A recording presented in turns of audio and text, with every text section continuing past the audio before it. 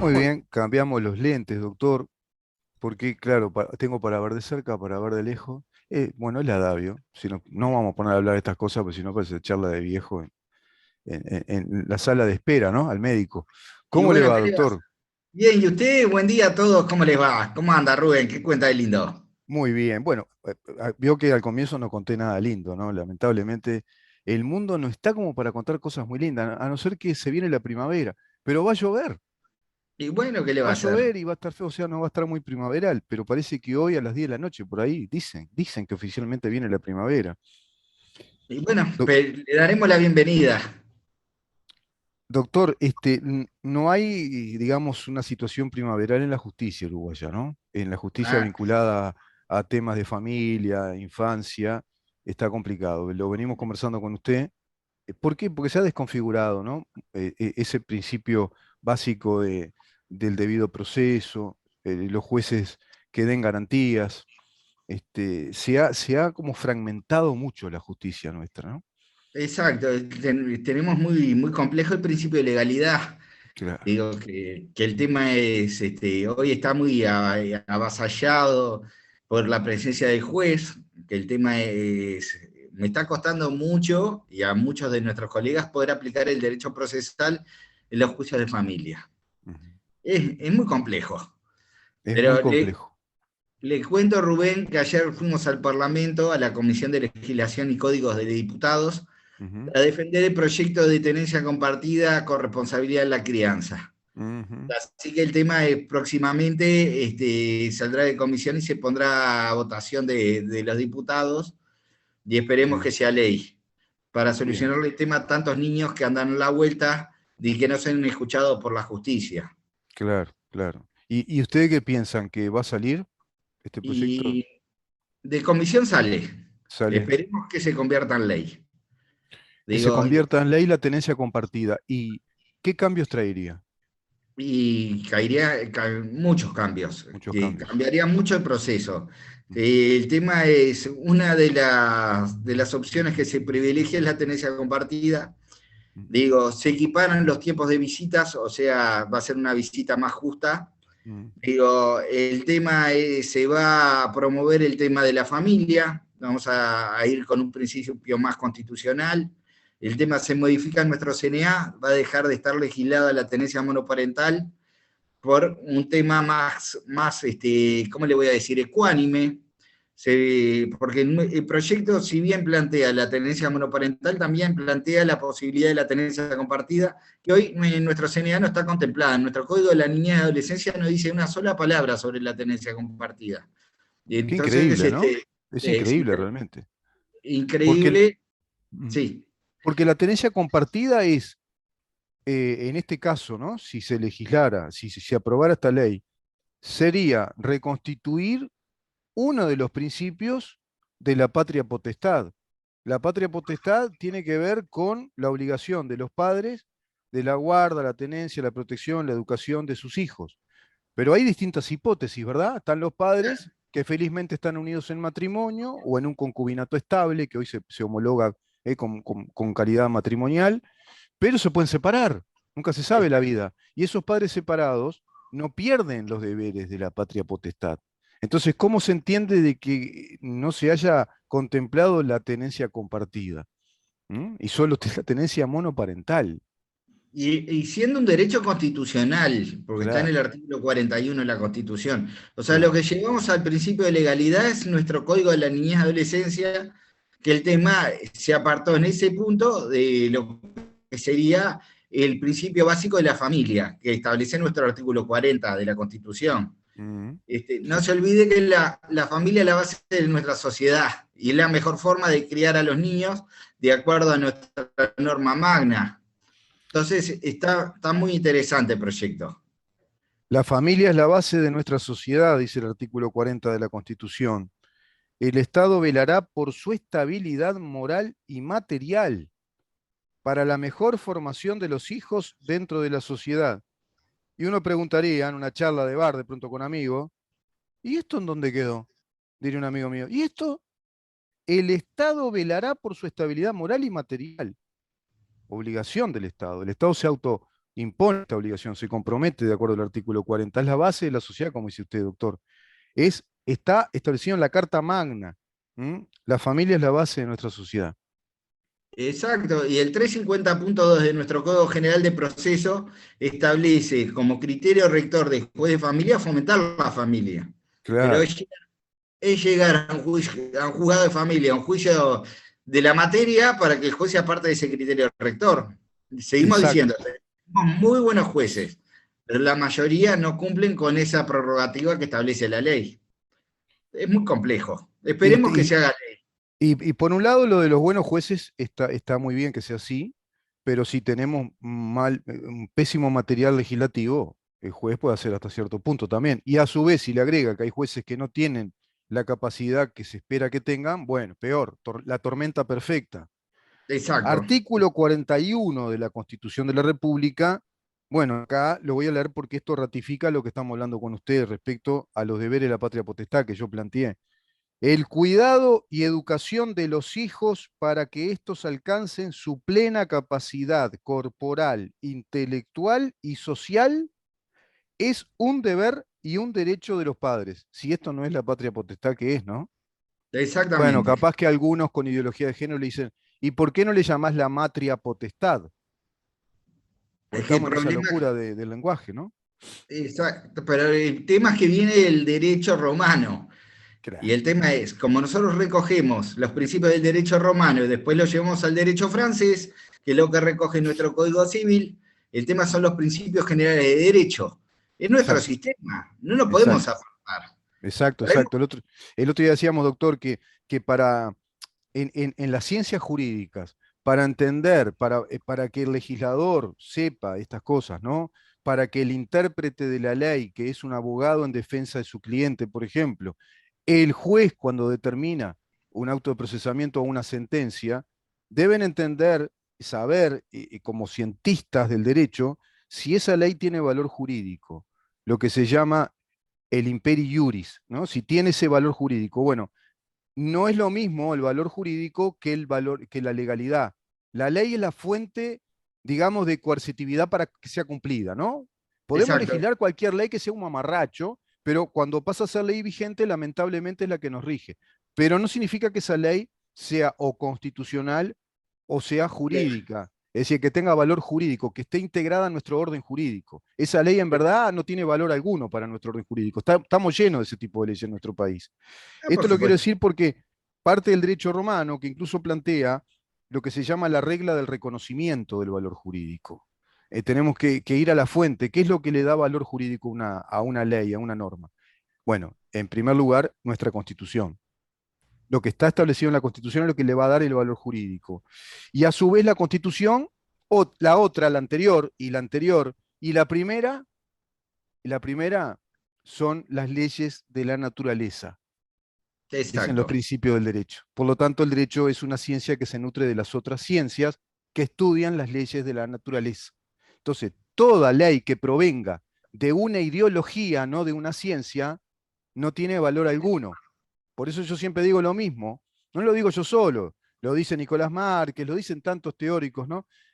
Las leyes de género provienen de las leyes de la naturaleza, son reconocidas por las leyes de la naturaleza, la ley de género. Bueno, ahí hay un tema enorme a discutir. Doctor, volviendo Sí, al tema entonces. que le abra un tema a ver qué le parece. Sí. Digo, sobre la ley de género. Digo, Mm, el tema es bien fácil. Hay un principio que se llama el principio de la proporcionalidad, que mm, una medida cautelar, porque es una ley de medidas cautelares, no puede violar más derechos que los que pretende proteger. claro. Ahora le abro la cancha a ver qué le parece, Mm, Rubén. mm, El tema es bien sencillo. Está dispuesto en el artículo 67 de la ley el retiro del hombre del hogar mm, y el reintegro de la señora al hogar que fuera asiento de la pareja. mm, Y lo que dice la ley que incluso es sin plazo, o sea que mm. existe un derecho de retención sobre ese bien. Ahora el tema es bien fácil. El tema es el derecho de propiedad. Digo, ¿tiene que rescindirse frente a la ley de género? Y no, no. Bueno, lo que plantea la ley de género, Porque digo, estaríamos entonces estableciendo una especie de orden jurídico de rescisión o de confiscación de la propiedad mediante una disposición legal, absolutamente inconstitucional. Violaría el artículo 7 de la Constitución, esa Y ley, sí, ¿no?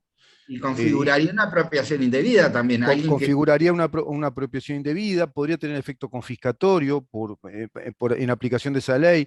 Esa ley viola el principio de la proporcionalidad, como usted dice, y además hace entrar en conflicto dos derechos, ¿no? Y uno que es un derecho fundamental, que es el derecho de propiedad, artículo 7. Los habitantes de la República tienen derecho a ser protegidos en el goce de su vida, honor, libertad, seguridad, trabajo y propiedad. exactamente. Y el tema es que le abro la cancha. Responsabilidad civil por acción legislativa, ¿qué le parece?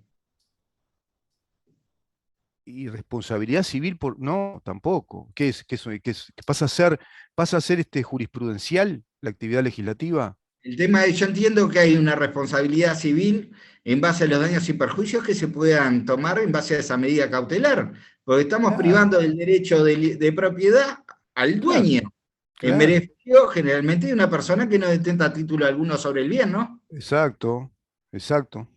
Es En complicado dónde, está la adquisición del dominio ahí, y de yo esa creo que persona? ¿Qué traslación hay y qué fe pública de traslación de dominio hay? ¿Dónde está la adquisición? Es increíble, mira, ¿no? y sí, Rubén, ayer me plantearon un caso que el tema deja en evidencia la falencia de la ley.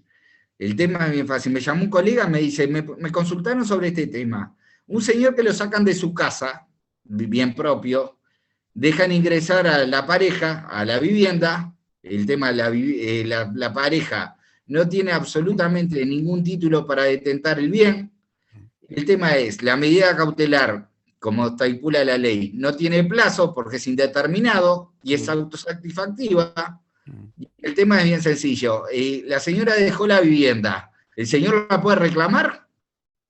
Porque el tema es que confundimos lo que son medidas cautelares con tutelar un derecho específicamente en una ley que Mm. viola un derecho fundamental que está protegido por la Constitución y recogido dentro de esa propia ley. Porque Claro, la, además el derecho de propiedad, además de ser un derecho protegido por la Constitución como derecho fundamental, si acaso en una persona se da el hecho de que tiene ese derecho de propiedad por un título de adquisición de la propiedad, un título válido, ese derecho es un derecho subjetivo, es un derecho pétreo, inamovible, perenne. No puede una medida cautelar, que simplemente es eso, es una medida temporaria, confiscarle el bien. Es un disparate jurídico. O sea, no tiene valor alguno jurídicamente eso. y mire lo que me plantearon. Digo, el tema Ahora, bien. doctor, y Sí. acá queda la pregunta, ¿no?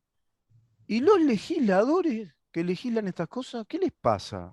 ¿Qué le pasa al sistema político uruguayo, a lo legislativo? Yo por eso vengo diciendo en el programa cuántos pedazos, para hablarlo bien en terminología de barrio, cuántos cachos de constitución nos sacaron, cuántos pedazos de Estado de Derecho nos están sacando. ¿Y cuántas garantías? Y por eso Porque mismo, claro, lo que me planteaba era si se podía hacer un desalojo o no sobre un bien propio. claro. Digo, y el tema es, si la señora se excepcionaba interponiendo un derecho de retención en base a la ley de género, aunque no estuviera ocupando el bien, digo, el tema, ¿tenía derecho o no? Un tema muy complejo, ¿no? Porque el tema es hasta dónde va el derecho de propiedad y hasta dónde va la ¿Sabe ley de... en dónde está la confusión, doctor? En que, repito, como lo explica muy bien el doctor Eduardo Jiménez de Arecha, la fuente de la legalidad es esa ley vigente, es esa ley, la fuente de la legalidad, de la ley. Pero esa ley no tiene valor jurídico. Ahí está el problemita. Entonces entramos en una confusión tremenda, Y porque no sí, tiene valor jurídico de ley para integrar nuestro orden jurídico, no la reconoce en nuestro orden jurídico. Entonces y, empieza a entrar en colisión. Es como si usted a un motor de un auto determinado le empieza a poner piezas que no son del motor. Va a andar más o menos, capaz que más o menos logra, pero van a empezar a rechinar, van a empezar a tener problemas, ¿no?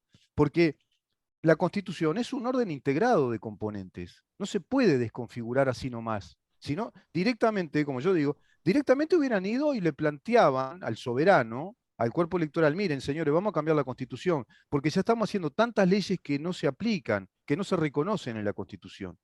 Ahí creo que está el lío. ¿no? Y tenemos un lío más grande, que a ver qué le parece. Las medidas en género son discrecionales del juez. Es el juez que la dispone. Incluso el artículo 64 dice que el juez se puede apartar y fundamentar por qué no toma la medida. El tema es bien sencillo. Cuando sacan a una persona y le privan del libre goce de su propiedad y el disfrute y la disposición, el Sí, tema es por una medida cautelar tomada por un juez. sí. Hay responsabilidad de juez en base al artículo 23 de la Constitución. Y Los claro, legisladores no lo previeron. no lo O sea, el previeron. tema es, tenemos una responsabilidad individual en base a una persona que hace cumplir la ley y en los Claro, términos que dice la ley. claro. De una ley que es inconstitucional y los jueces están incumpliendo como consecuencia de ello con el artículo 23, como bien dice usted, ¿no? El artículo 23, vamos a ir. Todos los jueces son responsables ante la ley de la más pequeña agresión contra los derechos de las personas. Exacto. Está clarito, Entonces, ¿no? Así como por separarse del orden de proceder que en ellas se establezca, que en esas leyes que son exactamente. constitucionales. Y entonces yo entiendo que hay una responsabilidad civil del juez Mm, impuesta por un mecanismo legal. claro, Digo, porque el tema está privando el derecho de propiedad al legítimo dueño y el de libre disposición del bien. seguro. Sí, Digo, sí. está interesante el tema. Justo me lo plantearon el otro día y yo lo había pensado con un cliente. Si usted se toma el trabajo, doctor, y lo podemos hacer como nota, de traer varias leyes que sean inconstitucionales, podemos hacer un festín. Ah, Podemos tenemos un hacer un montón festín. ahora. Y le podemos decir a los legisladores de este gobierno, que ahora tienen mayoría parlamentaria, yo siempre digo que les dieron el pueblo uruguayo le dio una Ferrari a este gobierno, y las del último modelo, o le gusta un Audi, último, bueno, un Audi, ¿qué un Mercedes-Benz? Bueno, tiene esa máquina legislativa para conducirla bien, pero no tiene los conductores adecuados, porque se tendría que haber reparado muchísimo del Estado de Derecho que no están reparando, ¿no? Y yo creo que Y esto se entronca, la causa de todo esto está en esa procrastinación, ¿le gustó la palabra que está de moda? Esa la verdad que sí. procrastinación legislativa de una, ¿cómo le podría decir? Necesaria inmediatez en la derogación del Código del Proceso Penal y del sistema de la Fiscalía General de la Nación. Volvamos al Ministerio Público y Fiscal con las funciones fiscales que corresponden de acuerdo a la Constitución y al debido proceso y lo que se establece en el Código General del Proceso, y volvamos a los jueces de garantía, que son los que dispongan ante un auto de procesamiento el proceso judicial. Y no estemos estableciendo, por un lado, medidas cautelares de parte de fiscales que no le corresponden, y tenemos gente en prisión, ¿no? Determinados como culpables mediante actos administrativos, porque un fiscal no es un juez, no es el Poder Judicial, son actos administrativos que están abrogándose funciones jurisprudenciales, funciones judiciales. Y por otro lado tenemos jueces condenados a aplicar leyes que son inconstitucionales. Bueno, señores, a ver si nos avivamos un poquito y empezamos a recoger todo este paquete de leyes inconstitucionales y hacemos una reforma necesaria del Estado hacia el Estado de Derecho. Recompongamos el Estado de Derecho y no nos detengamos tanto si la cajilla blanda, si la cajilla dura de cigarrillo, ¿no? Ese tipo de cosas. Me parece, no sé, creo que son temas realmente importantes, temas de Estado, ¿no? Políticas de Coincido, Estado. coincido con usted y le voy a abrir más la cancha. ¿Qué le parece, Rubén? A ver, ¿Se acuerda de los viejos fiscales de familia? sí, Bueno, si se acuerda, la vieja ley de violencia doméstica establecían que el tema que era preceptiva su intervención. La ley de género establece lo mismo y fue derogado por acordada de la Corte, o sea que modificaron el tema de los fiscales mediante una acordada, o sea, hicieron un acto legislativo por parte es, del Poder Judicial, como sí, siempre. no, El tema claro. es bien sencillo, el tema es quién controla al juez, porque antes lo controlaba el fiscal defendía al menor, según lo que decía nuestro CNA, que lo derogaron también. Claro, Y, por eso y yo el hablaba tema, la vieja función, que es la función del Ministerio Público Fiscal, que el fiscal controla en el juicio. Tienen que exacto, estar los fiscales sí son necesarios, imprescindibles, pero para el control del juicio. Y en y su el, etapa, en la etapa que corresponde, pueden acusar, pueden. No quiere decir que tengan que acusar. claro, y aparte controla la legalidad del acto. Claro, Hoy, el problema que tenemos en género es ese. Claro, Digo, y en violencia doméstica, porque también se sigue aplicando la ley. Ese claro. contrapeso del juez, el que le decía el tema que el acto tenía cierto atisbo de legalidad, Ujú. digo, porque depende del fiscal también, También, claro. está garantizado por eso. Entonces, hoy tenemos un juez que no lo controla nadie en familia.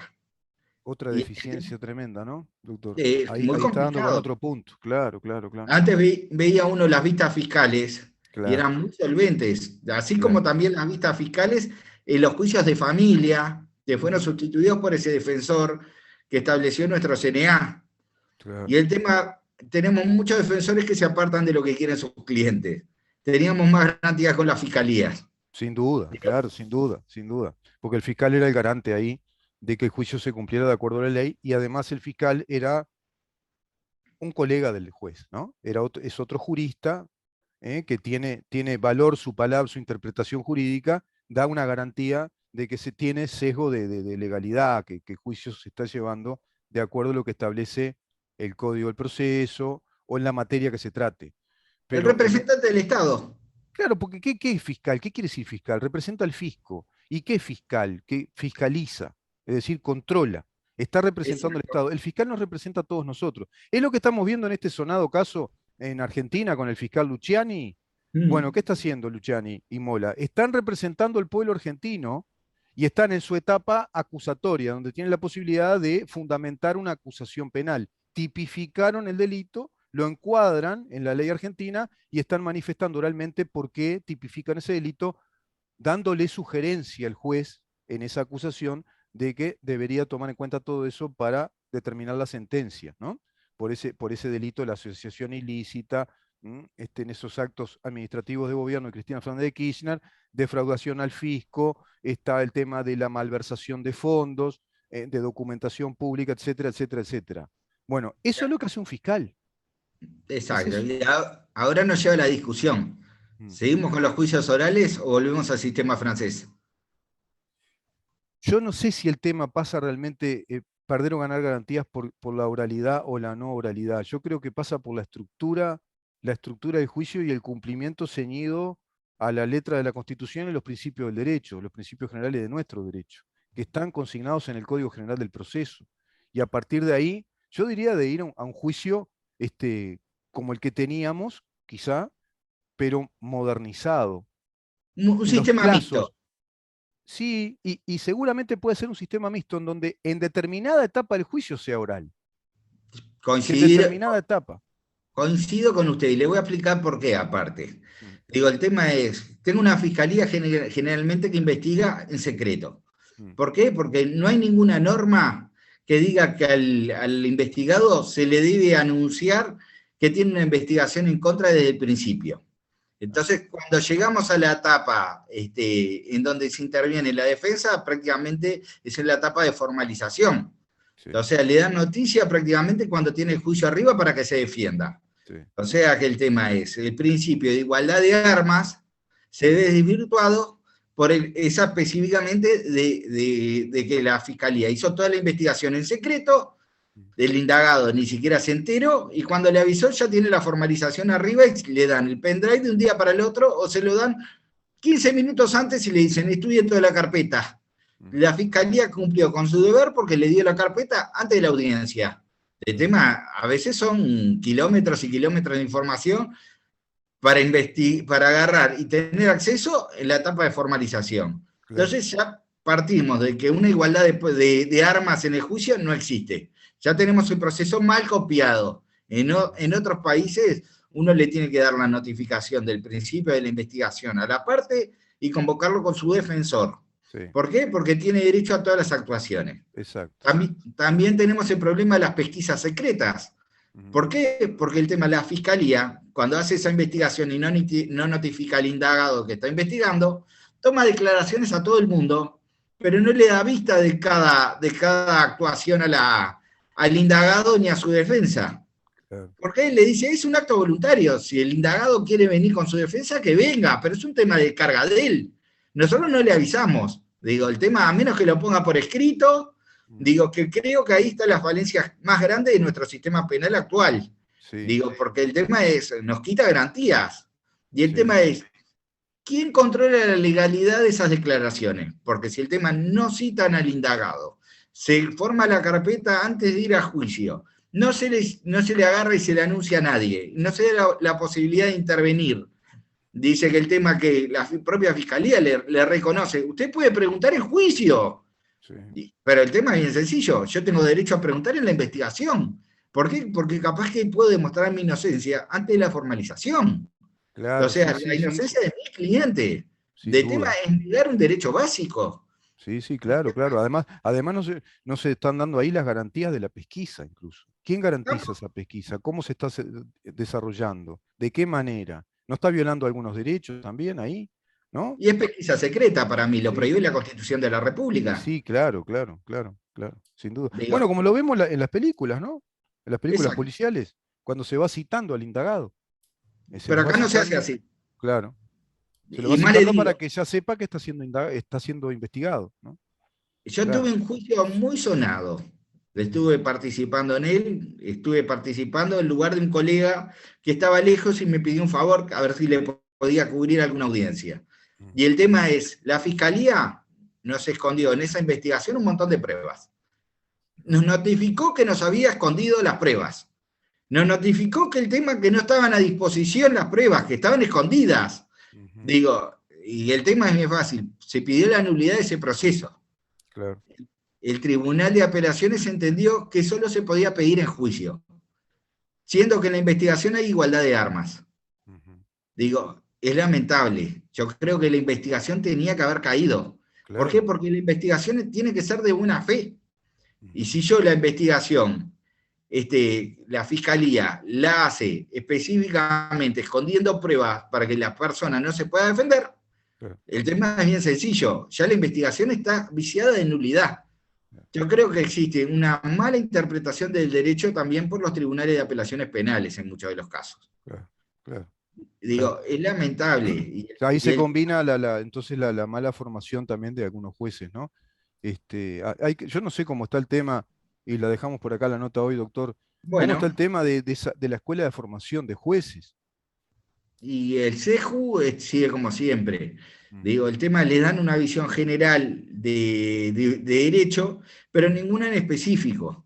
Ah, Después les brindan los cursitos que le brinda la Corte, que de repente son 1 o 2 días por el tema de cada materia en específica, que es voluntario del juez si quiere ir o no. yo creo que tendrían que formar en cursos realmente que tengan la dignidad de curso de posgrado y en materias. El que quiera ser juez penal, que se especialice en lo penal, el que quiera en lo laboral, me parece, no sé. Eso de lo Es que general, la no sé. Corte ni siquiera controla que al juez que está interviniendo en una causa y con una materia en específica le guste esa materia. Claro. Ni Ah, tiene, ni tiene un control de calidad del servicio, porque si no se seguro. quedan sin jueces. Sí, sí. Vio, Es doctor, muy que complejo. eso es una deficiencia enorme, ¿no? Y en el mundo hoy estamos, digamos, nutridos de posgrados, de especializaciones, donde el abogado puede hacer un magíster en derecho penal comparado, en derecho penal procesal, en lo que fuere. Y creo que esa formación debe ser necesaria para que tenga la posibilidad de ser un juez, un magistrado, ¿no? Y que luego haga la técnica forense, la técnica procesal, no sé, se me ocurre, no sé, estoy pensando en voz alta nada más, ¿eh? Creo que Mire, Rubén, es poner un poquito de pensamiento, ¿no? Es aplicar un poco el pensamiento. le cuento una cortita y con esto lo dejo. Sí. Yo hace un tiempo denuncié a una jueza. Mm, Se denunció por este específico tema. Se presentó un recurso de apelación, el cual la jueza jamás lo diligenció. O sea, estuvo 7 meses ese recurso presentado. Vamos a aplicarle a la audiencia que uno cuando presenta un recurso de apelación, inmediatamente debe dársele traslado a la otra parte, contestarlo y elevarlo al tribunal. elevarlo al tribunal, claro, claro. Sin más ni menos tiempo, porque Hay plazos, y el propio CGP dice la pronta y eficiente administración de justicia. claro, Digo, no hay un plazo que le permita al juez apartarse de esa norma. claro. 7 meses es donde la jueza no decretó. ¿Tá? El tema es denuncié la situación. El informe de la jueza fue Mm, que el tema que le faltaban los timbres al escrito. a lo que el tema, a la investigación administrativa, adjunté copia del escrito que tenía todos los timbres. ¿Ah? O sea que no le faltaba nada. Pero no solo eso, la jueza decía que el tema es que esta parte le presentaba escritos diarios y semanales y que no podía controlar el expediente. O sea que el tema es, la omisión de la jueza era flagrante y existía confesión de parte. ¿Ah? Digo, el tema es bien sencillo, una omisión de parte que era abismal. Es más, te presentó el escrito diciendo que el subrogante, porque esa jueza salió de ese juicio con una recusación favorable, y el subrogante lo elevó enseguida al tribunal, una vez advertido que quedaba pendiente el recurso. Digo, el tema es, la Corte no sancionó a esa jueza. Sí, sí, increíble. No y es sancionó a esa más, jueza. le voy a explicar hasta qué punto era una bestialidad. Digo, y le digo que hasta recurrí y me salió negativa la resolución de la Corte, que la jueza decía que yo tenía la carga de avisarle que le quedaba pendiente ese recurso de apelación en autos que nunca lo elevó.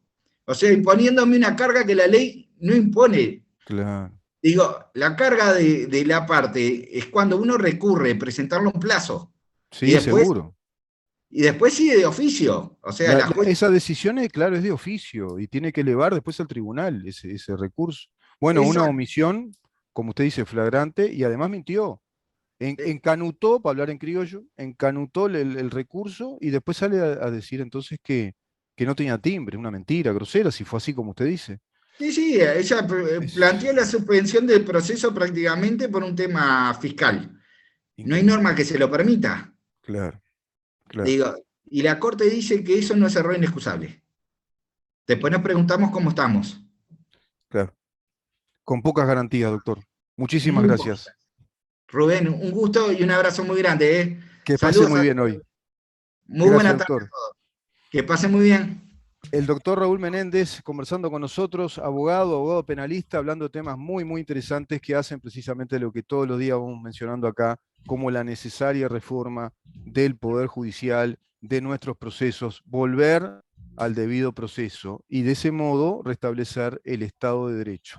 Vamos a una pausa y recibimos al periodista e investigador Álvaro Alfonso, que viene una vez más con el archivo Castiglioni, otro enorme tema.